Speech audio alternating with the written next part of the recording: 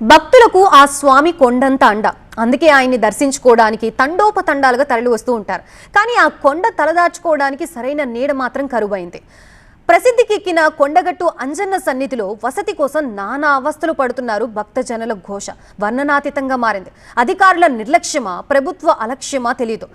ఊరు గొప్ప పేరు దిబ్బ అన్నట్లుగా తయారైంది పరిస్థితి. కొండగట్టుపై భక్తుల కష్టాల మీద టీవీ9 స్పెషల్ స్టోరీ ఇప్పుడు చూద్దాం.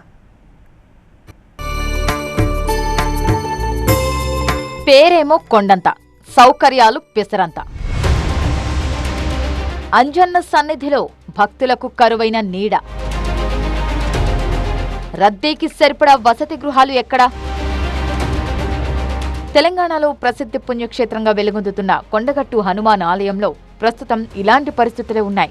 భక్తుల రద్దీ అంతకంతకు పెరుగుతున్నప్పటికీ వసతులు మాత్రం అంతంత మాత్రమే అన్నట్టుగా ఉన్నాయి. స్వామిని దర్శించుకునేందుకు వస్తున్న భక్తులకు ఇక్కడ కనీస వసతి కరువవుతోంది. రోజురోజుకి రద్దీ పెరుగుతోంది.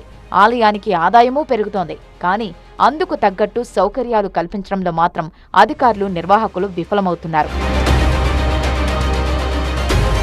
జగిత్యాల జిల్లా మల్యాల మండలంలో కొలువైన కొండగట్టు హనుమాన్ సన్నిధికి 100 ఏళ్ల చరిత్ర ఉంది. కొండపై వెలిసిన స్వయంభూ ఆంజనేయుణ్ణి దర్శించుకునేందుకు నిత్యం వేల మంది భక్తులు వస్తుంటారు. వారాంతాలు, స్వామివారికి ప్రత్యేకమైన మంగళవారాలు కొండగట్టు భక్తులతో కిక్కిరిసిపోతుంది. తెలంగాణ నుంచే కాదు, మహారాష్ట్ర, మధ్యప్రదేశ్, ఛత్తీస్గఢ్ నుంచి కూడా భక్తులు వస్తుంటారు. అయితే ఆ స్థాయికి తగ్గట్టు ఇక్కడ వసతులు మాత్రం కనిపించడం లేదు. ఒకరోజు ముందుగా ఇక్కడికి చేరుకొని కుటుంబంతో ఉండాలనుకునే భక్తులకు నిరాశే ఎదురవుతోంది. అందుకు అవసరమైన వసతి గృహాలు సరిపడా సంఖ్యలో లేకపోవడమే దీనికి కారణంగా చెప్పొచ్చు. కొండగట్టు హనుమాన్ ఆలయ వసతి గృహం చూస్తే చాలా బాధ కలుగుతుంది. అంటే ఇక్కడికి వచ్చే భక్తులు ఏ విధంగా ఉంటారో అర్థం కాదు. చాలా ఏళ్ళ నాటి వసతి గృహాల్లో ఇంకా భక్తులకు అవకాశం కల్పిస్తున్నారు. మనం ఒకసారి విజువల్స్లో చూడవచ్చు. ఈ వసతి గృహాన్ని పిలవచ్చా, ఇంకా లేదా ఏదైనా పిలవచ్చా? అంటే ఎక్కడికక్కడ పెచ్చులు ఊడిపోతున్నాయి. అయినప్పటికీ భక్తులు కొన్ని కవర్లు పెట్టుకొని అందులోనే 1 లేదా 2 రోజుల్లో ఉండే పరిస్థితి మనకు కనబడుతుంది. కొన్ని వసతి గృహాలు ఉన్నప్పటికీ అది శిథిలావస్థకు చేరుకున్నాయి. ఎప్పుడు కూలుతాయో తెలియదు అన్నట్టుగా ఉన్నాయి. దీంతో స్వామివారి దర్శనార్థం వస్తున్న భక్తులు తప్పనిసరి పరిస్థితుల్లో వాటిల్లోనే భయంగా తలదాచుకుంటున్నారు. ఇటీవల కురిసిన వర్షాలతో వసతి గృహాల పెచ్చులు ఊడిపోతున్నాయి. వర్షపు నీరు దారలు కారుతోంది. సరైన మెయింటెనెన్స్ లేకపోవడంతో ఉన్న కొద్దిపాటి రూముల్లోనూ ఎలుకలు, పందికొక్కుల బాధ ఎక్కువైపోయింది. అప్పుడప్పుడు పాములు కూడా దర్శనమిస్తున్నాయి. ఇక భక్తులు తలదాచుకోవాలంటే ఆలయ ఆవరణలో ఏర్పాటు చేసిన రేకుడి షెడ్లే దిక్కు అన్నట్టుగా ఉంది. వర్షం కురిస్తే ఈ షెడ్డులు కూడా జలమయమైపోతుంటాయి.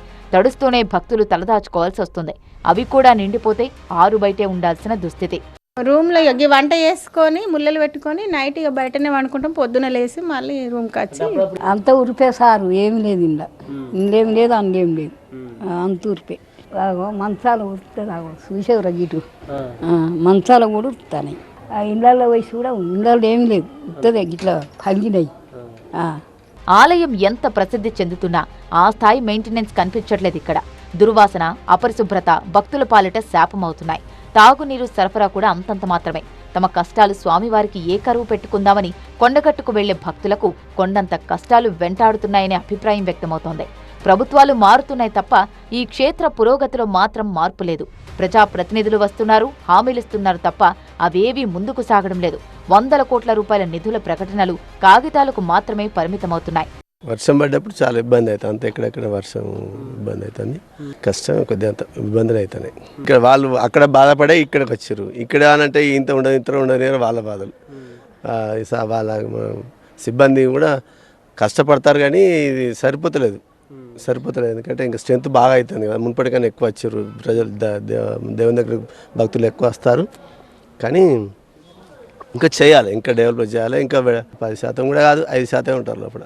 ఇప్పటికైనా అధికారులు, ప్రజాప్రతినిధులు, ప్రభుత్వ పెద్దలు కొండగట్టులో భక్తుల వసతి గృహాల ఏర్పాటుకు చర్యలు తీసుకోవాలని భక్తజనులు కోరుతున్నారు.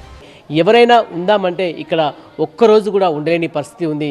ఇప్పటికైనా ప్రభుత్వం స్పందించి భక్తుల రద్దీకి అనుగుణంగా వసతి సౌకర్యం కల్పించాలని కూడా కోరుతున్నారు భక్తులు. కెమెరా పర్సన్ సలీంతో సంపత్, టీవీ9 కొండగట్టు.